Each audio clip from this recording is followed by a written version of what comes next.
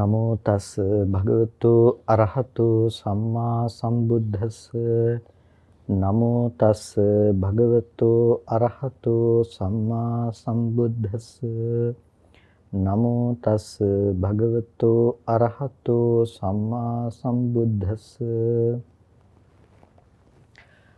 ශ්‍රද්ධා සම්පන්න කාරුණික පින්නතුනි, හැම කෙනෙක්ම උතුම් සද්ධර්ම ශ්‍රවණය සඳහා සම්බන්ධ වන මොහොත ලෝතර සම්මා සම්බුදුරජාණන් වහන්සේ දේශනා කළ ඒ උතුම් සද්ධර්ම සාගරයෙන් ස්වල්පයක් නමුත් ශ්‍රවණය කරගන්නටයි හැම කෙනෙක්ම මේ විදිහට සූදානම් වන්නේ. භාග්‍යවතුන් වහන්සේගේ ධර්මය මේ සිත පිළිබඳව නොඑක ආකාරයෙන් විභජනය කරමින් දේශනා කරන ලද අපූර්වතම ධර්මයක්. එය මනෝ කේන්ද්‍රීය ධර්මයක්. ඒ කියන්නේ මනස මූලික කරගෙනයි අපට දේශනා කරන්නට යෙදුනේ. මනෝ පුබ්බංගමා ධම්මා මනෝ සෙට්ඨා මනෝමය ආදී ලෙස දක්වන්නෙම සියලු චිත්තචෛතසික ආදී ධර්මයන්ට නැතිනම් මේ සිත හා සංප්‍රයෝග වන ධර්මයන්ට සිත පූර්වාංගම දෙයක් බවට පත්වන බව. පින්නතුනේ මේ සිතේ ස්වභාවය පුදුමාකාරයි. සිත තරම් විසිතුරු වන වෙනත් දෙයක් නැති නිසා තමයි ඒ සිතට චිත්ත කියන වචනය භාවිත කරන්නේ. තිරස්චානගත ලෝකය තරම්, ඒ කියන්නේ මේ තිරසංගත සත්වයින් තරම් විසිතුරු වන වෙන පිරිසක් ලෝකයේ ඇත්තේ නැහැ. ලෝකයේ යන්නේ සත්ව කොට්ටහසයන් ගත්තාම, දැන් මිනිස්සුયો ගත්තාම යන්නේ ඒකස්වරූපී භාවයක් තිබෙනවා. දෙවියෝ ගත්තාම යම් ඒකස්වරූපී භාවයක් තියෙනවා. ඒ විදිහට බ්‍රහ්මයින් විදිහටත් ඒකස්වරූපී භාවය දකින්න පුළුවන්කම තියෙනවා. නිර්සත්වයින් විදිහටත් ඒ විදිහයි. නමුත් තිරසංගත ලෝකය එකිනෙකට වෙනස්. ඒක විසිතුරුයි.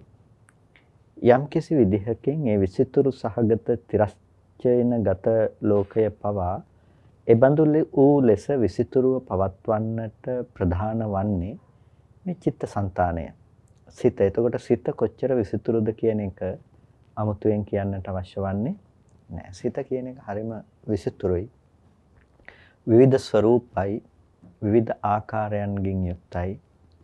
ඒ ධර්මයන්ගේ යෙදීම නොයෙදීම මත සිතෙහි ස්වභාවය, ලක්ෂණය, කෘත්‍ය ආදී දේවල්, රසය ආදී දේවල් වෙනස් ස්වરૂපයන් ගනු ලබනවා. ඒ සිතට ලැබෙන දේ අනුව ඒ සිත ඒ විදිහට සකස් වෙනකොට ඒ සිතෙන් නිපදවන අනිකුත් දේවල් පිළිබඳවත් ශක්ති ප්‍රභවයේ නානත්වයක් අපට දකින්නට පුළුවන්කම තිබෙනවා. කර්ම සිතක යෙදෙන ධර්මයන් වෙනස් වෙනකොට ඒ කර්මයට ලැබෙන විපාකය තුළ නානත්වයක් දකින්නට පුළුවන්කම තියෙනවා. මේ විදිහට මේ සිතෙහි විසිරුණු බව පුදුමාකාරයි. සිතෙහි විසිරුණු බව හිතලා කෙලවරක් කරන්නට බැරි තරම් ස්වභාවයකින් යුක්තයි. එසේනම් මෙසේ වූ සිත පිළිබඳව අපි දත යුත්තේ ඇයි? එසේ වූ සිත පිළිබඳව පින්නතුනි අප දත යුතු වන්නේ ඒ සිත පිළිබඳව පවත්නා අනවබෝධය නිසා, ඒ සිත පිළිබඳව පවත්නා නොදන්නාකම නිසා අපි සෑම විටකම ලෝකය තුළ පවත්නා යථාභූත ස්වභාවය අවබෝධ කර නොගෙන අනිකුත් භෞතික දේ මත සිත පැවැත්වීම සිද්ධ කරනවා. අපි නොපවත්නා දෙයක් පවත්නා ලෙස හංගිනවා, පවත්නා ලෙස කල්පනා කරනවා. එතකොට හිතේ ස්වභාවය ඒ විදිහට වෙනස් ලක්ෂණයන්ගෙන් යුක්ත වන නිසා ඒ හිතේ වැරදි ස්වરૂපයන් මොනවද? ඒ කියන්නේ සැබෑවටම ලෝකය තුල विद्यमान වන යථාර්ථය, ඒ යථාර්ථයේහි ලක්ෂණයන් පිළිබඳව තේරුම් නොගන්නකම නිසා ලෝකේ නැති දේවල් විදිහට ගෝචර කරගන්න, विद्यमान නොවන දේවල් විදිහට ග්‍රහණය කරගනු ලබන දේවල් මොනවද කියන එක පිළිබඳව අපි දැනුමක් ඇති කරගත යුතුයි. අන්න ඒ හේතු නිසායි අපි හිත පිළිබඳව යම් ප්‍රමාණයකට දත යුතු වන්නේ. ඒ නිසායි බුදුරජාණන් වහන්සේ චිත්තය නැමැති ධර්මය බෙදා දක්වමින් අපට දේශනා කරන්නට යෙදුනේත්. එය තේරුම් ගැනීමෙහි වැදගත්කම තියෙන්නේ ඒ නිසාම තමයි. වෙනතුනි සිතක ස්වභාවය සෑම මොහොතකම හටගෙන නිරුද්ධ වන බව. හැබැයි සිත හටගෙන නිරුද්ධ වන බව තුළ තිබුණත් ඒ යථාර්ථය ප්‍රතිවේද නොකරන කම නිසා යථාර්ථ වශයෙන් විද්‍යමාන නොවන සත්ව පුද්ගල සංකල්පනාවක් සත්ව පුද්ගල සංඥාවක් අපි නැවත නැවතත් පවත්වනවා. අන්න ඒ ලක්ෂණය අන්න ඒ ස්වභාවය දුරු කරගන්නට නම් අපිට මේ සිත හා සංප්‍රයෝග වන අනිකුත් ධර්මයන් පිළිබඳව යම් තාක් දැනුමක් ඇති කරගන්නට ඕනේ. අනේ තේරුම් ගන්නට තමයි බුදුරජාණන් වහන්සේ අභිධර්ම පිටකය තුල මේ සිත නැමැති ධර්මයේ පිළිබඳව මෙපමණ බෙදා දක්වමින් දේශනා කළා තිබෙන්නේ. ඒ වගේම රූප ධර්මයනොත් ඒ ආකාරයටම බෙදා දක්වමින් දේශනා කළා තියෙන්නේ ඒ ලෝකයේ තුල පවත්නා අවිද්‍යාන්ධකාරය දුරු කරගන්නට අවශ්‍ය වන විදිහට. එතකොට මේ ධර්ම කාරණා පිළිබඳව පැහැදිලි අවබෝධයකින් තොරව යම්කිසි කෙනෙක් නිර්වාණය සාක්ෂාත් කරනවා කියලා කියනවා නම් ඒ සාමාන්‍යයෙන් සිද්ධ වෙන දෙයක් නෙමෙයි. යම්කිසි කෙනෙක් කියනවා නම් මේ නාමය පිරිසිඳ නොදැක්ක නාම ධර්මයන් පිරිසිඳ නොදැක්ක මම නිවන් දකින්නවා කියලා. ඒ නිවන් දැකීම පිළිබඳව අපිට කියන්නට පුළුවන් කමක් නැත්තේ නැහැ. නිවන් දකින්නට පුළුවන් කමක් නැත්තේ නැහැ. එතකොට අපිට දකින්නට පුළුවන් මේ නාම රූප ධර්මයන්ගේ පිරිසිඳ දැකීම අනුව තමයි අපිට නිර්වාණ අවබෝධය පිළිබඳව කතා කරන්නට පුළුවන්. ඒ නිසා සූත්‍රයක කතා කරන ධර්ම කාරණාවක් තුළින් නමුත් අපට පිරිසිඳ දැක්ක යුත්තේ මේ කතා කරන හුදු ධර්මයන්ගේ ස්වභාවය අවබෝධ කර ගැනීම අනිත්‍ය ආදී ලක්ෂණයන්ගෙන්. එනිසා මේ කතා කරන දේ ඊටාම වැදගත් කෙනෙකුගේ ධර්ම අවබෝධයට නිර්වාණය අවබෝධ කරගන්නට නිවෙන්නට ඊටාම වැදගත්. එතකොට අපි සාකච්ඡා කළේ ධර්ම කොටහසයන් අතරින් ඊටාම වැදගත් වන කරුණු කීපයක් පිළිබඳව. ඒ කියන්නේ අපි ධම්මසංගණි ප්‍රකරණයෙහි යෙදෙන මාතිකා අසුරු කරගෙන තමයි මේ සාකච්ඡාව පවත්වන්නේ. ඒකට මාත්‍රකා වර්ණනාවක් විදිහට නැතිනම් මාතිකා පිළිබඳව අපි කරන යම් විග්‍රහයක් විදිහට තමයි මේ දේශනාව සිද්ධ කරන්නේ. එතනදී අපි මූලික විදිහට හඳුනාගත්ත කුසල ධම්මා කුසල ධර්ම කියන්නේ මොනවද? අකුසල ධම්මා අකුසල ධම්ම කියන්නේ මොනවද? අභ්‍යාකතා ධම්මා අව්‍යාකෘත ධර්මයෝ කියන්නේ මොනවද කියන එක හඳුනාගත්තා. ඊට පස්සේ අපි කුසල ධර්ම අකුසල ධර්ම අව්‍යාකෘත ධර්ම පිළිබඳව හඳුනාගත්තට පස්සේ අපි ඊට පස්සේ පවත්නා ඒ වේදනා ත්‍රිකය පිළිබඳව නැතිනම් වේදනාවේ කොටස් ටික පිළිබඳව තමයි අපි කතා කරන්නේ. ත්‍රිකයක් කියලා කියන්නේ මොකද්ද? අපි නැවත නැවතත් කියන්නේ ඔබේ මතකය ආවර්ජනා කරගන්නට අවශ්‍ය නිසා ත්‍රිකයක් කියලා කියන්නේ තුනේ කොටසක්. ත්‍රිකයක් කියලා කියන්නේ තුනේ එක කොටසක්, තුනේ කොලකයක්, තුනේ ගොඩක්. එතකොට මේ වේදනාත්‍රකය කියලා කියන්නේ වේදනාව කියන ප්‍රධාන දේ යටතේ තියෙන කොටස් තුනක්. මොනවාද? සුඛාය වේදනාය සංපයුත්තා ධම්මා, සැප වේදනාව හා සංප්‍රයුක්ත ධර්මය. දුක්ඛාය වේදනාය සංපයුත්තා ධම්මා, දුක් වේදනාව හා සංප්‍රයුක්ත ධර්මය. අදුක්ඛම සුඛාය වේදනාය සංපයුත්තා ධම්මා, අදුක්ඛම සුඛ වේදනාව හා සංප්‍රයුක්ත ධර්මය. එතකොට සැප දුක් උපේක්ෂා කියන මේ ත්‍රිවිධ වේදනාව හා සංප්‍රයුක්ත ධර්ම පිළිබඳව තමයි මේ ත්‍රිකය තුල විවරණයට ලක් කෙරෙන්නේ. එතනදී අපි හඳුනාගත්තා සුඛාය වේදනාය සංපයුත්තා ධම්මා කියනකොට සැප වේදනාව හා සංප්‍රයුක්ත දේවල් ගැන කතා කරනකොට සුඛ භූමියේහි කාමාවචර භූමියේහි රූපාවචර භූමියේහි ඒ වගේම අපරියාපන්න භූමියේහි සුඛං වේදනං ඨපෙත්වා සැප වේදනාව අත්හැරලා දැන් සැප වේදනාව හා එකට තියෙන දේවල්නේ කතා කරන්නේ. ඒතකොට සැප වේදනාව කියන එක අලුතෙන් කියන්න ඕනේ නැහැ. දැන් ඔබත් එක්ක එකට ඉන්න අය කවුද කියලා අහුවාම මමත් ඉන්නවා කියන්න ඕනේ නෑ. ඒ වගේ සුඛ වේදනාව හා එකට පවත්නා දේවල් මොනවද කියලා කිව්වහම සුඛ වේදනාව කියන්නේ ඒකයි සුඛං වේදනං ඨපෙත්වා කියලා කියන්නේ. එතකොට මේ සුඛ භූමියේහි සැපසහගත භූමියේහි කියන කාමාවචර රූපාවචර ඒ වගේම අපරියාපන්න. මෙතනදී අරූපාවචර කියන බෙදීම ගන්නෙ නෑ. හේතුව අපි පැහැදිලි කළා මොකද්ද? අරූපාවචර කියලා කියන්නේ නෑ කිව්වේ. අරූපාවචර කියලා කියන්නේ පංචමඥානයේ තිබෙන ප්‍රභේද හැටියට සැලකෙන්නේ. එහෙමත් නැතිනම් එතන තියෙන්නේ උපේක්ෂා ඒකාග්‍රතාව මිසක සුඛ වේදනාව නැහැ. අන්නේ හේතුව නිසා අරූපාවචර ටික මෙතනට අදාළ කරගන්නේ නැහැ. එතකොට ධානා විදිහට ගත්තත් රූපාවචර ධානා ටික පමණයි මෙතනට ඇතුළත් කරගන්නේ. අපරියාපන්න භූමියේත් ඒ රූපාවචර ධානා හා සංග්‍රහිත වන ඒ මාර්ග සහ ඵලසිත පමණයි මෙයට අදාළ වන්නේ.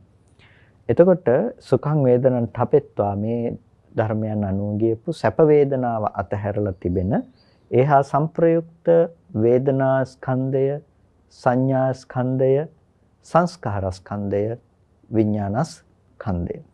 මෙන්න ඉමේ ධම්මා සුඛාය වේදනාය සංපයුත්තා. මෙන්න මේ ධර්මයෝ තමයි සැප වේදනාව හා සංප්‍රයුක්ත ධර්මයෝ කියලා කියන්නේ. එතකොට අපි එතනදී හඳුනාගත්ත සිත් විදිහට ගත්තාම මේ සෝමනස්ස සහගත සිත් ටික සියල්ලම සුඛ සහගත සිතත් මේ හා ඒ සිතෙහි යෙදෙන අනිකුත් චෛතසික සංප්‍රයෝගයනොත් මේකට අදාළ වෙනවා කියන එක.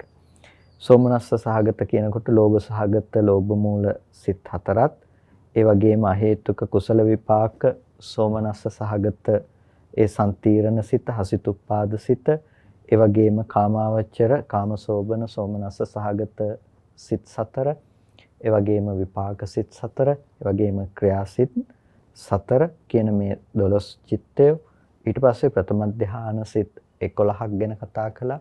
ဒုတိ ය ධ්‍යාන, තෘතිය ධ්‍යාන, චතුර්ථ ධ්‍යාන සිත් 11 බැගින් අපි කතා කළා. එතකොට මේ සිත් 62ක සෝමනස්ස සහගත ස්වභාවය පිළිබඳව කතා කරනවා. ඊට පස්සේ සුඛ සහගත කාය විඥාන සිත සැප සහගතයි කියලා කතා කරනවා. එතකොට මේ සිත් 63ක් සුඛාය වේදනාය සංපයුත්තා ධම්මා කියන එකට අදාළයි. එතකොට මේ සිත් 63 යෙදෙන යම්කිසි චෛතසික ධර්මයන් තිබෙනවා නම්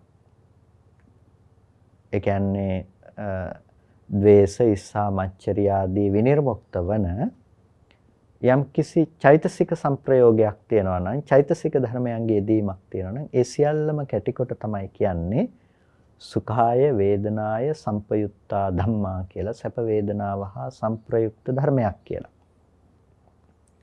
එතකොට දැන් වේදනානුපස්සනාව ආදී මේ දේවල් වඩන පුද්ගලයෙකුට මේ විපස්සනාව පැත්තට භාජනය කරනකොට තේරුම් ගන්නට පුළුවන් දේ තමයි මේ සත්වයේක්ක පුද්ගලයෙක්ක කියලා ඇති කරගනු ලබන සංඥා මනසිකාරයන් පවත්වන තැන තිබෙන යථාර්ථයේ තේරුම් ගැනීමේදී හුදු මෙන්න මේ සුඛ වේදනාව හා සංප්‍රයුක්ත වන ධර්මයක් විනා මේ පුද්ගලයෙක් නෙමෙයි දුක් වේදනාව හා සංප්‍රයුක්ත වන මෙබඳු සිතක හට ගැනීම සහ වැයවීම විනා මේ සත්වයේක්ක පුද්ගලයෙක්ක නෙමෙයි අදුක්ඛම සුඛ වේදනාව හා සංප්‍රයුක්ත ධර්මයන්ගේ සංප්‍රයෝගයේ විනා සත්වයේක් පුද්ගලයෙක් නෙමෙයි කියන එක පිළිබඳව අත්දකින්නට පුළුවන්කම තිබෙනවා.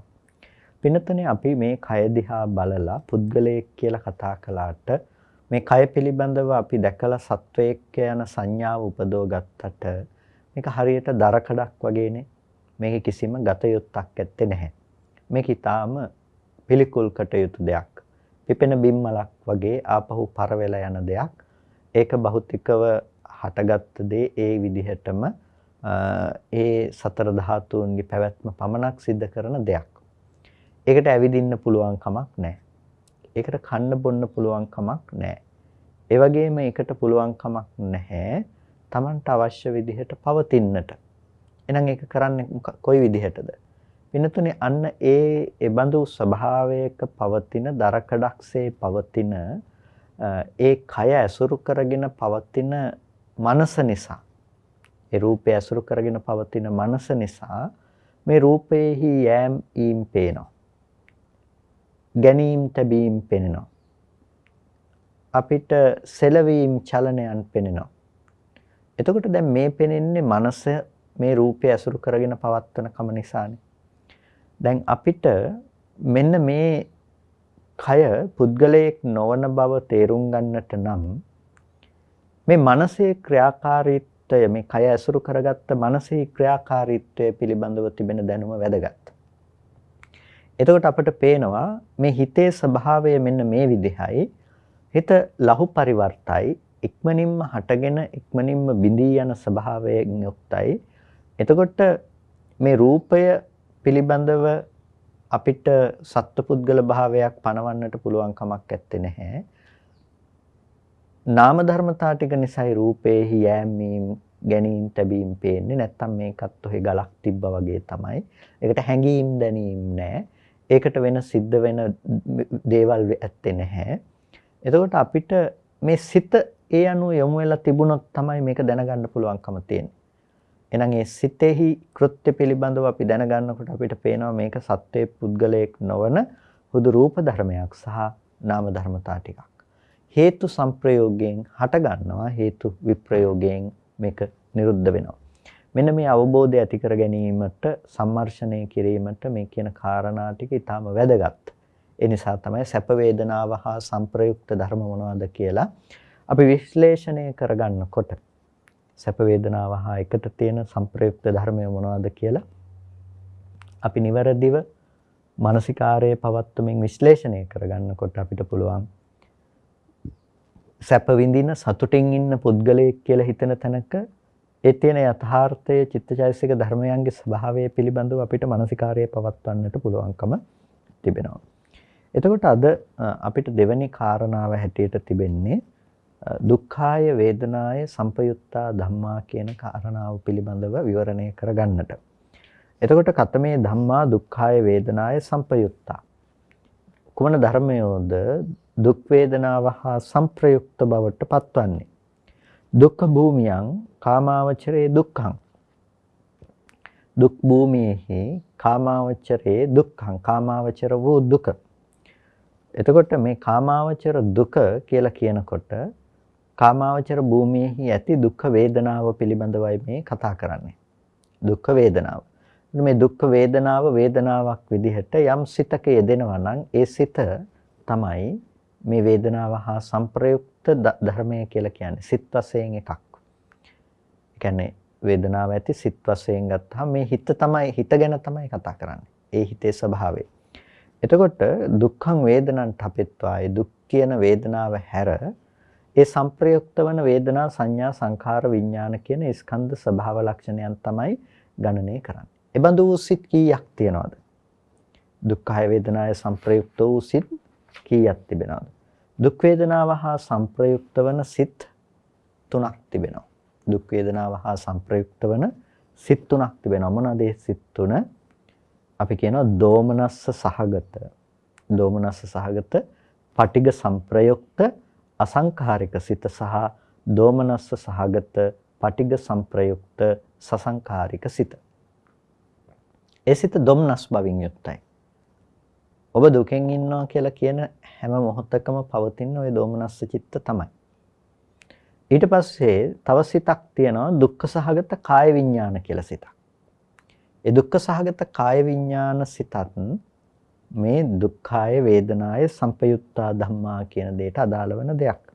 ඒකයි කතමේ ධම්මා දුක්ඛාය වේදනාය සංපයුත්තා. කවර ධර්මයෝ දුක්ඛ වේදනාව හා සංප්‍රයුක්තද?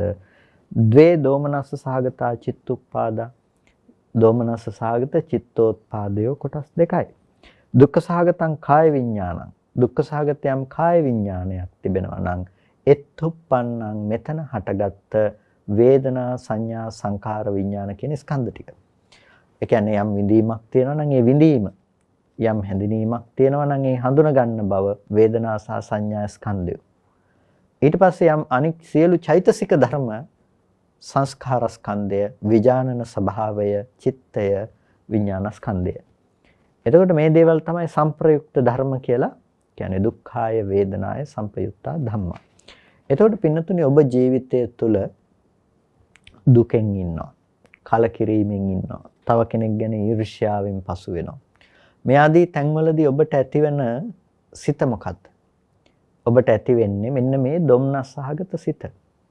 නිසා ජීවිතේ ඔබ කලකිරෙනවා, දුක් වෙනවා කියලා කියන්නේ ඔබ නැවත නැවත අකුසල චිත්තයන් දිනු කරනවා කියන එක.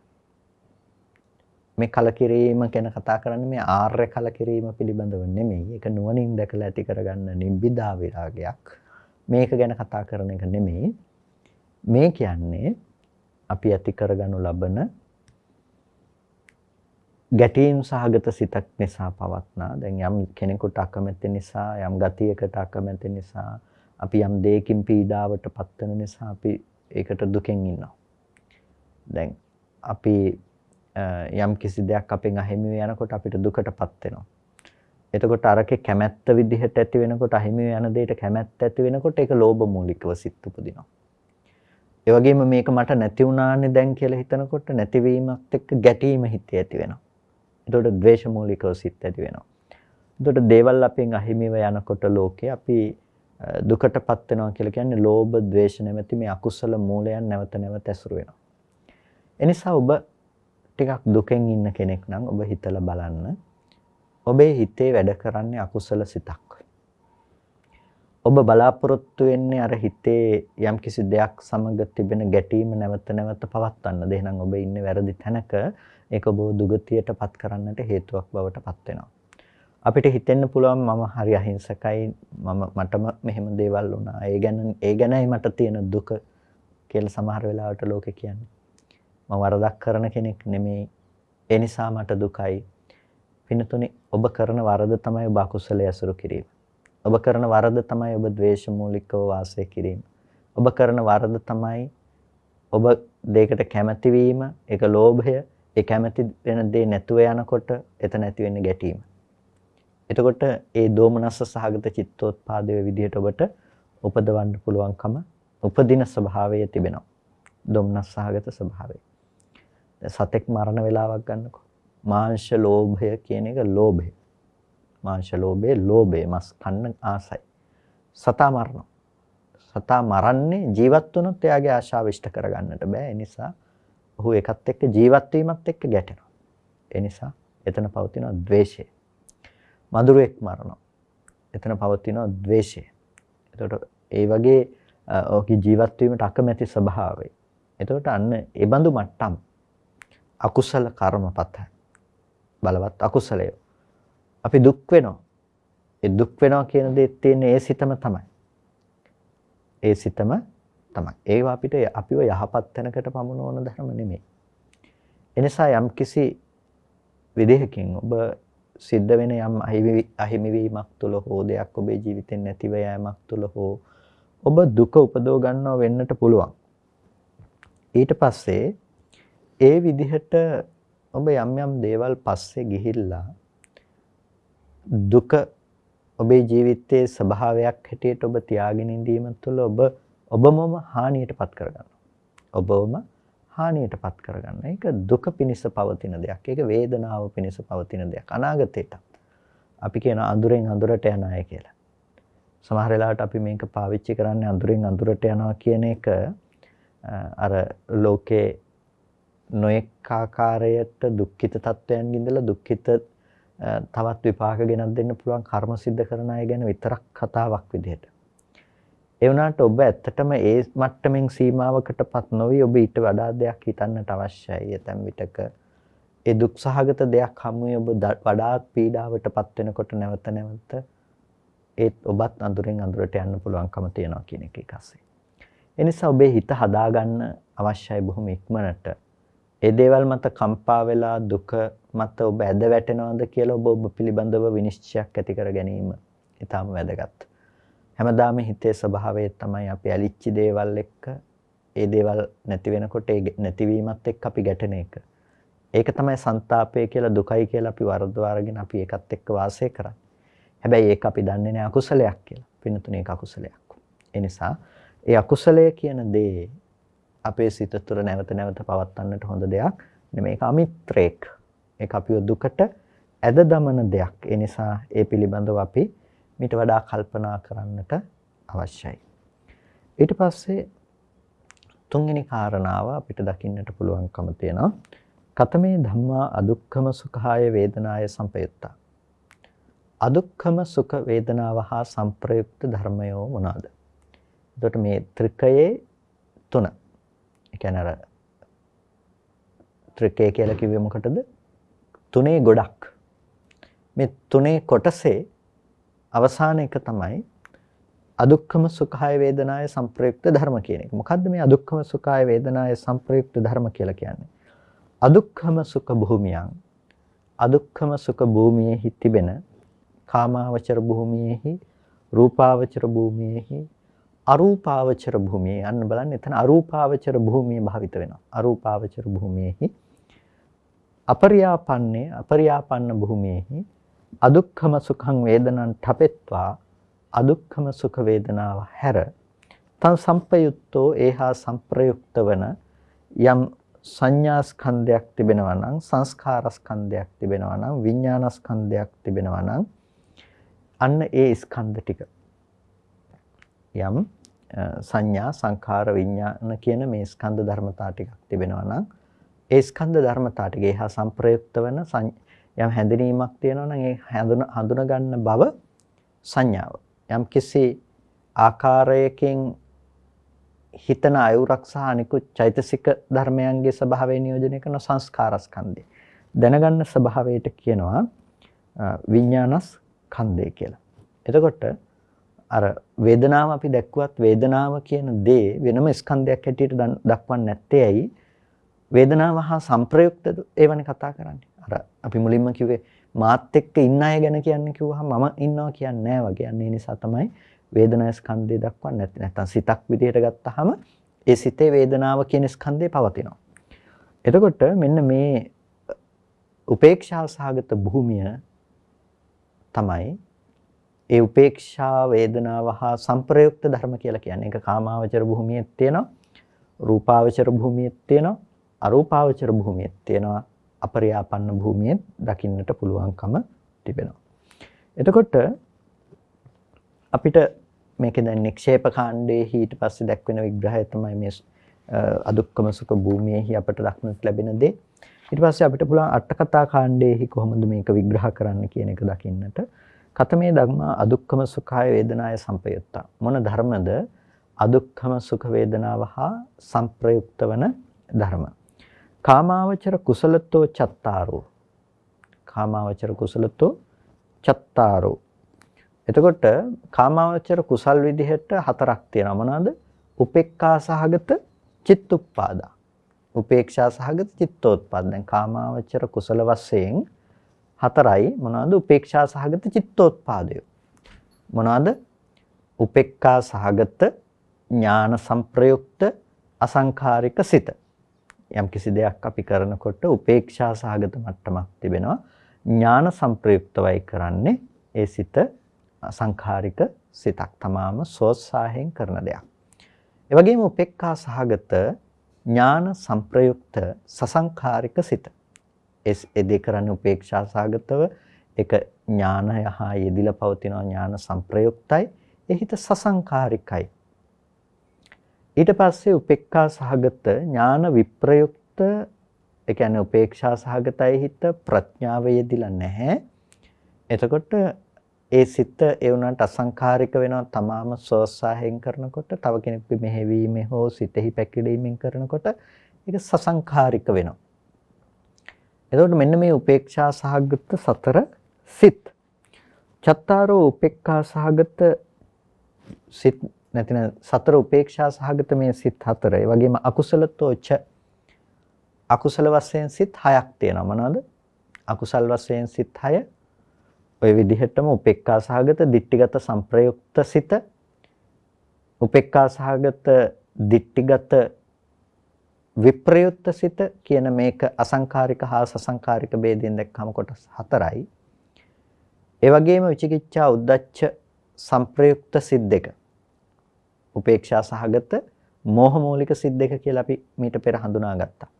අන්නේ මෝහ මූලික සිත් දෙක උපේක්ෂා සහගතයි. උපේක්ඛා සහගත විචිකිච්ඡා සංප්‍රයුක්ත සිත සහ උපේක්ඛා සහගත උද්දච්ච සංප්‍රයුක්ත සිත. ඒකට උපේක්ෂා සහගතයි ඒ හිත විචිකිච්ඡාව බුද්ධ ආදී අටතැන්හි පවත්නා සැකය ආදීන් යුක්තයි. ඊට පස්සේ උද්දච්චයෙන් යුක්තයි. උද්දච්චය කියනකොට සිතෙහි විසිරුණු බවෙන් යුක්තයි. එතකොටත් ඒ හිත අරමුණක නිශ්චිත ලෙස පවත්වා ගන්නට පුළුවන් කමක් නැහැ. එතකොට අකුසල් සිත් විදිහට කියද උපේක්ෂා සහගත සිත් 6ක් දකින්නට පුළුවන්කම තියෙනවා. කාමාවචර කුසලස්ස විපාකතෝ දස. කාමාවචර කුසල ධර්මයන්ගේ විපාක විදිහට 10ක් දකින්නට පුළුවන්කම තියෙනවා. එතකොට කාමාවචර කුසලස්ස විපාකතෝ දස. විපාක වශයෙන් 10යි. කාමාවචර කුසලයන්ගේ විපාක වශයෙන් 10යි. එතකොට මොනවාද ඒ 10 කාමාවචර කුසලයන්ගේ විපාක වශයෙන් තියෙන 10? අර අපි සිත් පිළිබඳව කතා කරනකොට කාමාවචර කුසලයන්ගේ විපාක සිත් කියලා ටිකක් පිළිබඳව කතා කරනවා. එතකොට කාමාවචර කුසලයන්ගේ විපාක ගැන කතා කරනකොට අපි විපාක කොටස් දෙකකින් කතා කරනවා. සහේතුක විපාක සහ අහේතුක විපාක කියලා. සිත්වල කොටස් දෙකක් කතා කරනවා. සහේතුක විපාක, අහේතුක විපාක. සහේතුක විපාක කියලා කියන්නේ හේතු සහිත විපාක. අහේතුක විපාක කියලා කියන්නේ හේතු විරහිතව පවත්නා විපාක. එතකොට අහේතුක විපාක තමයි ද්විපංච විඥාන සිත් කියලා අපි කියන්නේ. ඒ ද්විපංච විඥාන සිත්. එතකොට ඒකේ තියෙනනේ කුසල විපාක චක්කු විඥාන සිත. චක්කු විඥානයේ උපදිනවා කුසලයේ විපාකයක් විදිහට. චක්කු විඥානයේ උපදිනවා අකුසලයේ විපාකයක් විදිහට. දැන් මෙතනදී කතා කරන්නේ කුසල විපාකයක් නිසා උපදින චක්කු විඥාන සිත. ඒ විදිහට චක්කු විඥාන, සෝත විඥාන, ගාන විඥාන, જીවහා විඥාන කියන මේ සිත් ටික උපේක්ෂා සහගතව උපදිනවා. මේ සිත් ටික උපේක්ෂා සහගතව උපදිනවා. චක්කු, සෝත, ගාන, જીවහා. කාය විඥානය ගන්නෑ. ඒ කාය විඥානයේ සුඛ සහගත කාය විඥානයේනේ කුසල විපාකවල තියෙන්නේ. ඒකට සිත් 4ක් තියෙනවා කුසල විපාක විදිහට උපදින. මොනවාද මේ විඥාන සිත් ටික? ඊට පස්සේ ඒ අහේතුක විපාකයන්ගේම අපිට දකින්න පුළුවන් උපේක්ෂා සහගත සම්පටිච්ඡන සිත, උපේක්ෂා සහගත සම්තීරණ සිතයි කියලා සිත් දෙකක්. උපේක්ෂා සහගතව අරමුණු පිළිගන්නා බව සහ උපේක්ෂා සහගතව අරමුණු තීරණය කරගනු ලබන මනෝවිඤ්ඤාණ සිතක් තියෙනවා. අපි කියනවා විපාක මනෝවිඤ්ඤාණ සිත කියලා. මනෝ ධාතු සිත සහ මනෝවිඤ්ඤාණ ධාතු සිතයි කියලා සිතේ කොටස් දෙකක් පිළිබඳව අපි හඳුනා ගන්නවා. එතකොට මනෝ ධාතු සිත සහ මනෝවිඤ්ඤාණ ධාතු සිත. එතකොට එතන සිත් දෙකත් එක්ක කීයද 6යි. අහේතුක සිත් 6ක් තියෙනවා. අහේතුක කුසල විපාක අහේතුක සිත් 6ක් තියෙනවා. ඊට පස්සේ අර කාම සෝභන සිත් කියලා සිත් ටිකක් තියෙනවා. අපි හඳුනාගෙන තියෙනවා කාමාවචර කුසල සිත් කියලා සෝමනස්ස සහගත ඥාන සංප්‍රයුක්ත අසංඛාරික සිත, සෝමනස්ස සහගත ඥාන විප්‍රයුක්ත අසංඛාරික සිත, සසංඛාරික සිත ආදී ලෙස මේ සිත පිළිබඳව අපි හඳුනාගෙන තියෙනවානේ. අන්න ඒ මහා කාමසෝභන සිත් ටිකේ කාමාවචර සිත් ටිකේ විපාක පැත්තෙන් අපි ගත්තාම සිත් 4ක් තියෙනවා. මොනවාද සිත් 4? උපේක්ෂා සහගත ඥාන සංප්‍රයුක්ත, ඒ කියන්නේ උපේක්ෂාවයි හිත විපාක හිතක් වුණාට ඥාන සංප්‍රයුක්තයි නුවණ එදිලා තියෙනවා. අසංඛාරික හෝ සසංඛාරිකයි. උපේක්ෂා සහගත ඥාන විප්‍රයුක්ත අසංඛාරික හෝ සසංඛාරිකයි කියලා සිත් 4ක් තියෙනවා. ඒකට ඒ 4යි අහේතුක 6යි සිත් 10යි. කාමාවචර විපාක විදිහට උපේක්ෂාව වේදනාවෙන් යුක්ත සිත් 10ක් තිබෙනවා. ඔබට සංඛ්‍යාත්මකව මේක ටිකක් අපහසු වන්නට පුළුවන්. නමුත් දල වශයෙන් මතක තියාගන්න කාමාවචර භූමියේහි මේ විදිහට සිත් 10ක් තියෙනවා කියලා. ඒ කියන්නේ විපාක සිත් විදිහට අපි ගත්තාම සිත් 10ක් දකින්නට පුළුවන්කම තියෙනවා. ඒ වගේම අකුසලස්ස විපාකතෝ ච අකුසල විපාක විදිහට 6යි. මොනවාද අකුසල විපාක විදිහට චක්කු විඥානයේ උපේක්ෂා සහගත සෝත විඥාන ගාහන විඥාන જીවහා විඥාන උපදිනවා. කාය විඥානයේ දුක්ඛ සහගතවයි අකුසල විපාක වලට ලැබෙන්නේ. නිසා කාය විඥානය ගන්නෙ නැහැ. ඊට පස්සේ අර කිව්ව උපේක්ෂා සහගත සම්පටිච්ඡන සිත සහ උපේක්ෂා සහගත සම්තීරණ හිතයි කියන මේ සිත් හයක් උපදිනවා. මේ සිත් හයක් උපදිනවා. එතකොට මේ සිත් හයට අපි කියනවා මොකක් කියලාද? අකුසල විපාක සිත් හයයි උපේක්ෂා සහගත වේදනාව හා බෙදී යන අකුසල විපාක සිත් හයක් තියෙනවා. ඒ වගේම කිරියතෝච ක්‍රියාසිත විදිහටත් උපේක්ෂා සහගත සිත් හයක් දකින්නට පුළුවන්කම තිබෙනවා. කාමාවචර සිත් විදිහට ක්‍රියාසිත විදිහටත් අපිට සිත් හයක් දකින්නට පුළුවන්කම තිබෙනවා. ඒ වගේම රූපාවචරං චතුත්ථ ධානං රූපාවචර යම් චතුත්ථ ධානයක් තිබෙනවා නම් කුසලතෝච විපාකතෝච රූපාවචර චතුත්ථ ධානයක් තිබෙනවා නම් ඒ චතුත්ථ ධානය කුසලතෝච විපාකතෝච කුසල් වශයෙන් විපාක වශයෙන් ඒ කියන්නේ ප්‍රථම ධාන, ဒုတိ ය ධාන, තෘතිය ධාන, චතුත්ථ ධාන කියන මේ රූපාවචර ධානයන්ගෙන් අපි ගන්නවා ප්‍රථම, ဒုတိ ය, තෘතිය, චතුත්ථ කියන ධාන හතර සම්පූර්ණම සුඛ වේදනාව, සෝමනස්ස වේදනාව හා සංප්‍රයුක්ත ධර්ම හැටියට. එහෙනම් ඒ ටික මෙතෙන්ට අයිති වෙන්නේ නැහැ. මොකක්ද එහෙනම් රූපාවචර භූමිය අයිති වෙන්නේ? පංචම ධානය. චතුක්ක ණයෙන් ගන්නවා නම් සතරවෙනි ධානය. පංචම ණයෙන් ගන්නවා නම් පංචම ධානය. ඒකේ තියෙන්නේ මොකද්ද? උපේක්ෂා ඒකාග්‍රතා සහිත පංචම ධානය. සතරවෙනි ණයෙන් ගන්නවා නම් උපේක්ෂා ඒකාග්‍රතා සහිත චතුත්ථ ධානය. එතකොට ඒ හිතෙන් ඒක නම් මතක තියාගන්න ඔබට වඩා පහසුයි. ඒ ධාන සිතෙහි තියෙන උපේක්ෂාවයි ඒකාග්‍රතාවයයි පමණයි. සැපේ නෙමෙයි. උපේක්ෂාවයි ඒකාග්‍රතාවයයි කියන දේ. මනා සංසිඳීමක් තියෙනවා. අන්න ඒ සිත. එතකොට ඒකේ සිත් තියෙනවා කර්මසිත, විපාකසිත, ක්‍රියාසිත කියලා රූපාවචර සිත් තුනක් දකින්න පුළුවන්කම තියෙනවා. රූපාවචර සිත් තුනයි. ඊට පස්සේ චත්තාරෝ අරූපාවචර සිත් හතරක් තියෙනවා.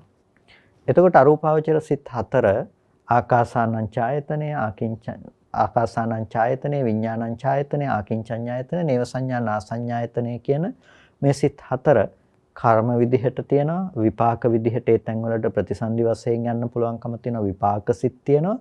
ඒ වගේම ක්‍රියාචිත්තයන් පවතිනවා. එතකොට මේ විදිහට අපිට අරූපාවචර සිත් හතර බැගින් කර්මසිත, විපාකසිත, ක්‍රියාසිත විදිහට සිත් අපිට දකින්න පුළුවන්කම තියෙනවා කියද්ද සිත් 12ක් දකින්න පුළුවන්කම තියෙනවා. එතකොට අන්නේ සිත් 12 උපේක්ෂා සහගත සිත් 12ක්. එතකොට අරූපාවචර මුළු භූමියම කර්ම, විපාක, ක්‍රියා කියන මුළු භූමියම මොකද්ද? උපේක්ෂා සහගත භූමියට අයිති. ඊට පස්සේ ලෝකෝත්තරං චතුත්ථ ඥානං කුසලතෝච විපාකතෝච එත්තුප්පන්නං අදුක්ඛම සුඛං වේදනං තපෙත්තායි මේ ධම්මා දුක්ඛම සුඛාය වේදනාය සම්පයුත්තා. ලෝකෝත්තර ධ්‍යාන විදිහට ගත්තාම ලෝකෝත්තර සිත් ඒ කියන්නේ දැන් චතුත්ථ ධ්‍යාන සහිත සෝතාපන්න සිත, චතුත්ථ ධ්‍යාන සහිත ඵලසිත, සෝතාපන්න ඵලසිත, සෝතාපන්න මාර්ගසිත, සෝතාපන්න ඵලසිත, සකුදාගාමි මාර්ගසිත, සකුදාගාමි ඵලසිත, අනාගාමි මාර්ගසිත, අනාගාමි ඵලසිත, අරිහත් මාර්ගසිත, අරිහත් ඵලසිත කියන මේ ධානයේ සහිතව හටගන්න ඒ සිත කර්ම වශයෙන්, විපාක වශයෙන් තියෙනවා. එතන ඒකට කියන්නේ අපි කුසල වශයෙන්, විපාක වශයෙන් තියෙනවා. එතකොට මෙන්න මේ සිත් ටික මොකද්ද? මේ සිත් හා සංප්‍රයුක්ත සියලුම ධර්මයත් අදුක්ඛම සුඛ වේදනාව හා සංප්‍රයුක්තව පවතින අදුක්ඛම සුඛ වේදනාව හා එකට යෙදී පවතින ධර්ම. එතකොට මේ ධර්මයන් අපි ගත්තාම ස්කන්ධ වශයෙන් තුන් වැදෑරුම්. ස්කන්ධ වශයෙන් කොටස් තුනක් තියෙනවා. මොනවාද ස්කන්ධ වශයෙන් කොටස් තුන? එතකොට යම් සංඥා ස්කන්ධයක් තියෙනවා නම් ඒ හිතේ ඒකට කියනවා සංඥා ස්කන්ධය කියලා. ඒ වගේම යම් කිසි උපේක්ෂා වේදනාවෙන් යුක්තේ අනිකුත් චෛතසික 46ක් තියෙනවා නම් ඒ උපේක්ෂා වේදනාව හා යුක්ත චෛතසික 46ක් තියෙනවා. උපේක්ෂා වේදනාව අතහැරියාම එතකොට චෛතසික 45ක් අපට දකින්නට පුළුවන්කම තියෙනවා. මේ චෛතසික 45 සංස්කාර ස්කන්ධයට අයිති වෙනවා. ඒ වගේම උපේක්ෂා වේදනාව හා සංප්‍රයුක්ත වන සිත් ටික සියල්ලම ඒ විඥානස්කන්ධයට අයිති වෙනවා. ඒ සිත් 55ම විඥානස්කන්ධයට අයිති වෙනවා. එතකොට සංඥා ස්කන්ධ, සංස්කාර ස්කන්ධ, විඥානස්කන්ධ කියන මේ ස්කන්ධ තුනේ පැවැත්ම විතරයි අපිට මෙතනදී දකින්න පුළුවන්කම තියෙන්නේ. මේ ස්කන්ධ ටිකේ පැවැත්ම නැතිනම් ස්කන්ධ තුනක පැවැත්මක් තමයි අපිට එතනදී හඳුනා ගන්නට පුළුවන්කම තියෙන්නේ. ඊට පස්සේ ආයතන වශයෙන් ආයතන දෙකක් තියෙනවා. ආයතන වශයෙන් මේ වේදන අදුක්කම සුඛාය වේදනාය සංප්‍රයුක්ත ධර්මය ගැන කතා කරනකොට ආයතන වශයෙන් ආයතන දෙකක් තියෙනවා. මොනවාද ආයතන දෙක? මන ආයතනේ තියෙනවා. ඇයි? මේ සිත් 55ම මන ආයතනයට අයිති වෙන දේ. ඒ නිසා ඒක මන ආයතනේ තියෙනවා. අර චෛතසික 46ට කියනවා මොකක් කියලාද? ධම්මායතනය කියලා. ඒක නිසා මේ අදුක්කම සුඛාය වේදනාය සංපයුත්තා ධම්මා කියනකොට එතන ආයතන විදිහට ගත්තාම ආයතන දෙකයි තියෙන්නේ. මන ආයතනයයි ධම්මායතනයයි පමණයි. ධාතු වශයෙන් ගත්තාම අපිට මේ සිත හත්වැදෑරුම්ම දකින්නට පුළුවන්කම තියෙනවා. නැතිනම් අදුක්කම සුඛාය වේදනාය සංපයුත්තා ධම්මා කියනකොට මේ ධර්මය හත්වැදෑරුම්. කොහොමද? චක්කු විඥාන සිත් දෙක, අකුසල විපාක කුසල විපාක චක්කු විඥාන සිත් දෙක අයිති වෙන්නේ චක්කු විඥාන ධාතු වලටනේ. සෝත විඥාන, ගාහන විඥාන, જીවහා විඥාන කියනකොට මේ විඥාන සිත් ටික ඔක්කොම අයිති මොකටද? විඥාන ධාතු. එතකොට චක්කු විඥාන ධාතු, සෝත විඥාන ධාතු, જીවහා විඥාන ධාතු. එතකොට මේ විදිහට තමයි අපි ගණනය කරන්නේ. චක්කු, සෝත, ගාහන, જીවහා කියනකොට ඒ සිත් ටික. කය එතකොට ගණනය කරන්නේ නැහැ. එතකොට ඒ ටික ඔක්කොම චක්කු විඥාන ධාතු, සෝත විඥාන ධාතු, ගාහන විඥාන ධාතු, જીවහා විඥාන ධාතුයි කියන මේ සිත් ටික ධාතු සිත්, විඥාන ධාතු සිත්. එතකොට එතන සිත් ප්‍රධාන වශයෙන් අපිට හතරක් දකින්නට පුළුවන්කම තියෙනවා. ඒ වගේම පංචද්වාරා වජ්ජනාදී ඒ සිත් දෙක අපිට මනෝ ධාතු සිත් විදිහට දකින්න පුළුවන්කම තියෙනවා. ඒ වගේම අනිත් සිත් 44 අපිට මනෝ විඥාන ධාතු සිත් හැටියට දකින්න පුළුවන්. මනෝ විඥාන ධාතු සිත් හැටියට. ඒ වගේම අර චෛතසික සංප්‍රයෝගය නැතිනම් ඒ සිත්වල යෙදෙන චෛතසික 45 ඒවලට කියනවා ධම්ම ධාතු විදිහට හට ගන්නවා කියලා. ධම්ම ධාතු. එතකොට අන්නේ ධම්ම ධාතු සිත් ටික අර චෛතසික ධර්මයන් තමයි නියෝජනය කරන්නේ. එතකොට ඒ හිතේ වේදනාව, ප්‍රීතිය, ද්වේෂය, ඉස්සා, මච්චරිය, කුක්කුච්ච හැර ඉතිරි චෛතසික 46 ධම්ම ධාතු විදිහට ඇති වෙනවා. එතකොට ධාතු වශයෙන් මේ හිත හත්වැදෑරු. ධාතු වශයෙන් මේ හිත හත්වැදෑරුම් වෙනවා. ධාතු විදිහෙන් ගත්තාම මේ සිතේ කොටස් 7ක් අපිට බෙදලා දක්වන්නට පුළුවන්කම තියෙනවා. අදුක්කම සුඛාය වේදනාය සංපයුත්තා ධම්මා කියන මේ ධර්මය ධාතු වශයෙන් කොටස් 7කට. ඊට පස්සේ සත්‍ය වශයෙන් අපිට කොටස් 3කට බෙදන්නට පුළුවන්කම තියෙනවා. සත්‍ය වශයෙන් කොටස් 3කට කොහොමද? උපේක්ෂා සහගත අර ලෞකික සිත් ටික තියෙනවා නම් ඒ ලෞකික සිත් ටික ලෝභය හැර ඒ සිත් ඔක්කොම දුක්ඛ සත්‍යයට අයිති. ඒ සිත් ඔක්කොම දුක්ඛ සත්‍යයට අයිති. ලෝභ සහගත සිත් තියෙනවා නම් ලෝභ සහගත සිත්නේ අපි අර අකුසල සිත්වල කතා කළේ උපේක්ෂා සහගත ඒ වගේම දිට්ඨිගත සංප්‍රයුක්ත අසංකාරික සසංකාරික උපේක්ඛා සහගත දිට්ඨිගත විප්‍රයුක්ත අසංකාරික සසංකාරික කියලා. ඒකට ඒ ලෝභ සහගත සිත්නේ. අන්න ඒ ලෝභය කියන දේ එතනදී අයිති වෙනවා මොකටද? සමුදය සත්‍යයට. ඒ වගේම අර මාර්ග සිත් ටික අපි කතා කළානේ. ඒ කියන්නේ චතුත්ථ ධානය සහිත මාර්ග සිත් ටික සෝතාපන්න මාර්ග, සකුදාගාමි මාර්ග, අනාගාමි මාර්ග, අරිහත් මාර්ග කියලා. එතකොට අන්න ඒ මාර්ගාංගය 7 දෙන සෝතාපන්න මාර්ගයේ යෙදෙන මාර්ගාංග 7, සකුදාගාමි මාර්ගයේ යෙදෙන මාර්ගාංග 7. සම්‍යක් සංකල්පනාව මෙතනදී ගන්න විතර්කය නැති නිසා. ඒ මේ හිතේ විතර්ක නැහැනේ. මේ හිත ධානා සිතක් නිසා මේ හිතේ විතර්කනේ නැහැ.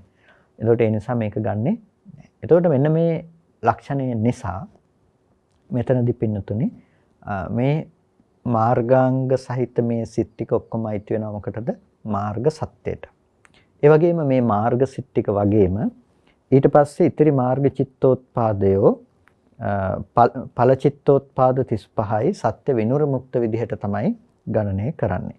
සත්‍ය විනුරමුක්ත සිත් හැටියට සත්‍ය හැටියට ගණනය කරන්නේ නැතුව සත්‍ය විනුරමුක්ත සිත් හැටියට ගන්නවා. එතකොට සත්‍ය තුනයි පවතින්නේ. අදුක්ඛම සුඛාය වේදනාය සම්පයුත්තා ධම්මා කියනකොට චතුරාර්ය සත්‍ය ධර්මයන්ගෙන් සත්‍ය තුනයි. දුක්ඛ සත්‍ය, සමුදය සත්‍ය සහ මාර්ග සත්‍ය කියන සත්‍ය තුනයි. නිරෝධ සත්‍ය කියන එක මෙතනට අයිති කරන්නේ නැහැ. මේ සංස්කෘත ධර්ම නිසා අපි ගණනය කරන්නේ. ඒ නිසා මෙතනදී අර නිරෝධයේ සත්‍යක් විදිහට යෙදෙන්නේ නැහැ. අර ධර්මය සත්‍ය විනිර්මුක්ත ධර්ම හැටියට තමයි විග්‍රහ කොට දක්වන්නේ. එතකොට මෙන්න මේ විදිහට අපිට මේ මාතෘකාව හඳුනා ගන්නට පුළුවන්කම තියෙනවා. කුසල ධම්මා, අකුසල ධම්මා, අභ්‍යාකතා ධම්මා කියනකොට මේ කුසල ධර්ම, මේ දේවල් අකුසල ධර්ම, මේ දේවල් අව්‍යාකෘත ධර්ම කියනකොට ඒ බෙදාගත්ත න්‍යාය වගේම තමයි මේ විභජනය කරන්නේ සිත් සහ චෛතසික ආදී ධර්ම සංග්‍රහ කරගෙන තමයි මේ විභජනය කරන්නේ. එතකොට ඒක කරනකොට අපිට හම්බෙනවා සුඛාය වේදනාය සම්පයුත්තා ධම්මා කියනකොට සැප වේදනාව තියෙන සිත් ටික ඔක්කොම අයිති වෙනවා. දුක්ඛාය වේදනාය සම්පයුත්තා ධම්මා කියනකොට දුක් වේදනාව තියෙන සියලුම චෛතසික ධර්ම ටික අයිති වෙනවා. අදුක්ඛම සුඛාය වේදනාය සම්පයුත්තා ධම්මා කියනකොට අදුක්ඛම සුඛ වේදනාව අවත්නා සියලුම චෛතසික ධර්මය පවතිනවා. එතකොට මේ සැප දුක් උපේක්ෂා කියන මේ සියලු ධර්මය අපට සංප්‍රයුක්ත ධර්මය විදිහට මේ සිතෙහි සියලු ස්වභාවයන් ආවරණය වෙනවා. මාර්ගඵල ආදී චිත්තයන් නැතිව අනිකුත් සියලු චිත්තයන් අපිට දකින්නට පුළුවන්කම තියෙනවා. දුක්ඛ සත්‍යයට, සමුදය සත්‍යයට සංග්‍රහ වන ආකාරය, මාර්ග සත්‍යයට සංග්‍රහ වන ආකාරය. එතකොට අපිට මෙතනදී දකින්නට තියෙන ප්‍රධානම කාරණාව තමයි වේදනාවට අනුව අපි සිත වර්ගීකృత කිරීම නැතිනම් වර්ග කිරීම. ඒ කියන්නේ අපි හැම වෙලාවකදීම අපි දකින්නේ ලෝකේ සැපසේ වාසය කරන මිනිස්සුયો, දුකසේ වාසය කරන මිනිස්සුયો, සැප දුක නැතුව ඉන්නයි. තමාව තමන්ට දැනෙන්නේ හැම වෙලාවකදීම ආරම්මන රසය හඳුනා ගන්නකොට සතුටින් සැපෙන් ඉන්න තමන්ව, දුකසේ ඉන්න තමන්ව, උපේක්ෂා සහගතව ඉන්න තමන්ව. එතකොට තමන්වත් හැම වෙලාවකදීම වේදනාවෙන් තමයි ප්‍රකට වෙන්නේ. විශේෂයෙන් වේදනානුපස්සනාදී භාවනාවක් බහුලීකృత කරන කෙනෙකුට ඒ විපස්සනාවට භාජනය වෙනකොට එහි පවත්නා නිස්සත්ත්‍ය නිජීව ශුන්්‍යත ස්වභාවය පිළිබඳව අවබෝධ කරගන්නකොට අනිත්‍යතා ධර්මය ප්‍රතිවේද කරන්නට හදනකොට ඒ කෙනාට දකින්නට සිද්ධ වෙනවා මෙහි පවතින්නේ මෙන්න මෙබඳු වූ ධර්මයන්ය කියලා. ඒකට ඒ ධර්මයන් කියලා යා සම්මර්ෂණය කරන්නේ මොනවද? මේ ගැන දැනගෙන හිටියේ නැති වුණොත්. අන්න ඒ නිසා මේ ධර්ම පිළිබඳව දැනගෙන හිටියාම එයාට පේනවා සැපසේ මිනිස්සෙක් වාසය කරනව නෙමෙයි, මම සැපසේ ඉන්නවා නෙමෙයි, මෙතන හටගත්තේ මෙන්න මේ විදිහේ සිතක්, උපේක්ෂා සහගත සිතක් ඉපදුනේ. එතකොට මෙතන සිද්ධ වුණේ මෙබඳු ආකාරයේ වූ ධර්මයන්ගේ පැවැත්මක්, සැප වේදනාව හා සංප්‍රයුක්ත ධර්ම ටිකකුයි පැවතුනේ. එතකොට මේ ධර්මය එකක්වත් පුද්ගලයෙක් සත්වයෙක් නොවු ධර්මය, ස්පර්ශ ප්‍රත්‍යයෙන් හටගත්ත ධර්මය, සෑම සිතක්ම පස්ස සංප්‍රයුක්තයි, ස්පර්ශ ප්‍රත්‍යයෙන් ඉපදුණු ධර්මය. මේ සිත ස්පර්ශය නිරුද්ධ වෙනකොට නිරුද්ධ වෙලා යනවා.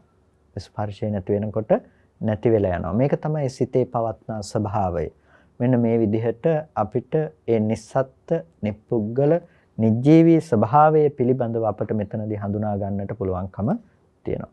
ඒ විදිහට සිතෙහි ස්වභාවය, සිතෙහි ලක්ෂණයන් පිළිබඳව අපි අවබෝධ කරගන්නකොට අර සත්පුද්ගල සංඥාව අපිට සම්පූර්ණයෙන්ම දුරු කරන්න පුළුවන්කම තියෙනවා. සත්පුද්ගල සංඥාව සම්පූර්ණයෙන්ම ඉවත් කරන්නට අපිට පුළුවන්කම තියෙනවා. දැන් මේක ඇත්තටම අපිට වැදගත් වෙන්නේ. මේක සංඛ්‍යාත්මකව ඔබ මතක තියාගෙන ඉන්න එකත් ඔබට වැදගත් වෙන්නේ. ඔබට යම්කිසි විදිහකින් අර වගේ අවස්ථාවකදී ඔබට විදර්ශනා භූමිය සපයා ගන්නට මේ මහා පිටුවහලක් සපේන නිසා. ඒ කියන්නේ අපිට දැන් මේක පාඩමක් විදිහට මතක තියාගෙන හිටියා කියලා අපිට වෙන අර්ථයක් නැහැ. ධර්මයේ දරා ගැනීමේ කුසලයේ තිබෙනවා. හැබැයි ඔබේ ප්‍රතිපදාව පැත්තෙන් ඔබ මේක ප්‍රායෝගිකව භාවිත කරන්නෙක් බවට ඒ හේතු කරගෙනපත් වෙන්නේ නැහැ. හැබැයි ඔබ අර විදිහට යම් කිසි විදිහකින් වේදනාව අරමුණු කරගෙන භාවනා කරනකොට වේදනා ස්වરૂපය ප්‍රකට කරගන්නකොට ඉති වේදනාය සමුදය ඉති වේදනාය අත්ංගමෝ ආදී ලෙස වේදනාවෙහි පවත්නා ස්වභාවය පිළිබඳව ඔබ ප්‍රකට කරගන්නකොට ඒ වගේම සතිපට්ඨානයේ විදිහට ඔබ වේදනානුපස්සනාව පිළිබඳව සිත පවත්වන කෙනෙක් බවට පත් වෙනකොට අන්න ඔබට පුළුවන් දැන් සුඛාය වේදනාය සම්පයුත්තා ධම්මා කියලා මේ ධර්මයෝ දකින්න. දැන් අපි දකින්නේ වේදනාව සමංගී පුද්ගලයෙක්. දැන් වේදනාව සමංගී පුද්ගලයා ඉවත් කරලා අපිට පුළුවන් මේ වේදනාව හා සමංගී වුණ ධර්මයන් පිළිබඳව සිත පවත්වන්න. පිනතුනේ ධර්මයන් පිළිබඳව සිත පවත්වනකොට තෘෂ්ණාව ඇති වෙන්න ඉඩක් නැහැ. හැම වෙලාවකදීම ලෝකයේහි ධර්මතාවයන් පිළිබඳව නෙමෙයි ධර්මයන් පිළිබඳව නෙමෙයි අපිට තෘෂ්ණාව ඇති වෙන්නේ. අපිට තෘෂ්ණාව ඇති වෙන්නේ ඒ මත ඇති කරගන්න සත්වයේක්ය පුද්ගලයේක්ය ආත්මයක්ය කියලා ඇති කරගන්න වැරදි සහගත සංඥා මත තමයි අපිට තෘෂ්ණාව, ද්වේෂය මේ ආදී දේවල් අපිට උපදින්නේ. දැන් ඒකට ඉඩක් ඇත්තේ නෑ. ඇයි අපි දකිනවා මේ හේතු නිසා හටගත්ත මේ ධර්මය හේතු නැති වෙනකොට නැති වෙනවා කියන එක පිළිබඳව අපි දකිනවා. අන්නේ හට ගැනීම සහ වැයවීම පිළිබඳව අපිට මේ ධර්මයන්ගේ අවබෝධ කරගත්තාම අපිට මේ ධර්මයන් තුළ පවත්වන සත්පුද්ගල භාවයේ අනුත්පාද සංඛ්‍යාත භාවයකට පත් කරගන්නට පුළුවන්කම තියෙනවා. ඒ නිසා මේ ධර්මතා ටික පිළිබඳව ධර්ම පිළිබඳව ඔබ විග්‍රහ කර ගැනීම, ඔබ තේරුම් ගැනීම කියන එක ඊටාම වැදගත් වෙනවා. මේක අවබෝධ කරගන්නකොට මේ સિદ્ધාන්තයන් අවබෝධ කරගන්නකොට මේට අනුරූපව ඔබේ මනස පවත්වන්නට ඒ සියල්ල ඔබට ඊටාම වැදගත් දේවල් බවට පත් වෙනවා. අන්න ඒ නිසා ඔබේ භාවනාව සමෘද්ධ කරන්නට, භාවනාව කියන දේ ඔබේ ජීවිතයේ බවට පත් කරන්නට, භාවනාව කියන දේ ඔබ මස්තක ප්‍රාප්ත භාවයට අරගෙන යන්නට මේ කියන ධර්මය ඊටාම වැදගත් වෙනවා. ඒ නිසා මේ කියන කරුණු පිළිබඳව ඔබේ අවධානය යොමු කරන්න. ඔබට තේරුනේ නැත්නම් මේක ආපහු නැවත අහන්න. ඊට පස්සේ පොතක් අරගෙන මේක ඔබ නැවත සටහනක් විදිහට තබා ගන්න. මේ සිත් ගණන කොහොමද මේ මොන චිත්තයන්ද කියලා අපි කිව්වා. ඒ චිත්තයන් පිළිබඳව යම් සටහනක් තබා ගන්න. එතකොට ඒ සටහන් තබාගෙන ඒ දේ යම් අපැහැදිලි කරුණක් තියෙනවා නම් ඒ කාරණාව පිළිබඳව විමසීමකට ලක් කරන්න ධර්මදර ස්වාමීන් වහන්සේ නමකගෙන් අපි ඉදිරියේදී අවකාශය සලසන්නම්. මේ දේශනාව ආශ්‍රිතව ඔබට ඇතිවන යම් කිසි ප්‍රශ්න ගැටලු වලට පිළිතුරු සපයන්නට අවකාශයකුත් සලසාගෙන මේ දේශනාව ඉදිරියට අපි කරගෙන යන්නට. එනිසා මේ කාරණා ටිකත් එක්ක ඔබේ අවධානය මේ ධර්ම මාර්ගය තුළම තබා ගන්නට උත්සාහවත් වෙන්න. මේක ඊටාම වැදගත්. මේ ප්‍රතිපදාව පුරන කෙනෙකුට යම් මට්ටමකදී ඔබටත් ඊටාම වැදගත් වෙනවා. ඒ නිසා මේ කරුණු යම් මට්ටමකින් දැනුම් පරාසයට එකතු කරගෙන තබා ගන්න. කිසිසේත්ම කියන්නේ මේක පාඩම් කරගත්තේ නැහැ කියලා නිවන් දකින්න බෑ කියලා නෙමෙයි. හැබැයි මේ අවබෝධය නැතුව ඔබට නිවන් දකින්න බෑ. නිසා ඒ කාරණා පිළිබඳව ප්‍රධාන වශයෙන් අවධානයක් යොමු කරන්නට කියලා ඔබට බොහොම කල්යාණ මිත්‍ර භාවයෙන් සිහිපත් කරනවා. කල්පනා කරගන්න අද දවසේදී මේ විදිහට සද්ධර්ම ශ්‍රවණය කරලා යෝනිසෝ මනසිකාරාදී පවත්තල ඊටාම වටිනා කුසලයක් සිදු කරගන්නට යෙදුනේ. මේ සිදු කරගත්ත කුසලයේ අපි මේ වෙලාවේදී අනුමෝදන් කළ යුතු අයට අනුමෝදන් කරමු. පළමුවෙන් අපට අර්ථයෙන් ධර්මයෙන් අනුශාසනා කළ අපේ ධර්මාචාර්ය අවසරයි මාංකඩවල සුදස්සන ස්වාමීන් වහන්සේටත් අවසරයි මාංකඩවල නන්දරත්න ස්වාමීන් වහන්සේටත් ස්වාමීන් වහන්සේලා දෙනමතම උතුම් නිවනින් සැනසීම පිණිස හේතු උපනිශ්‍රේම වේවා කියලා ප්‍රාර්ථනා කරනවා. ඒ වගේම මේ සියලු කුසලයන් සියලු දෙවියෝ සතුටින් සාදුනාදයෙන් අනුමෝදන් වනු ලබත්වා දෙවියන්ට මේ පින් උතුම් නිවනින් සැනසෙන්නටම හේතුපනිශ්‍රේ වේවා කියලා අපි දෙවියන්ටත් පින් අනුමෝදන් කරනවා. සම්‍යක් දෘෂ්ටික ඒ සියලු සමන් දිව රාජ්‍යානන් ඇතුළු සියලු දේවගණ සමූහයාට මේ පින් අනුමෝදන් කරනවා. දෙවියෝ සතුටින් සාදුනාදයෙන් මේ පින් අනුමෝදන් වනු ලබත්වා කියලා හැමදිනාම මේ පින් දෙවියන්ට අනුමෝදන් කරන්න. ඒ වගේම මේ සියලුම කුසල ධර්මයන් අපි විශේෂයෙන්ම අනුමෝදන් කරනවා. අද ධර්මදේශනාවේ දායකත්වයේගෙන කටයුතු කරන ඒ පින්වත් පිරිස නමින් මේ පරලෝකීය සියලුම ඥාතීන්ට අද මේ මාතිකා වැඩසටහනේ දායකත්වයේ දරනවා අමිල පෙරේරා සහ පොන්සිසි සෝමරත්න දෙපළ විසින්.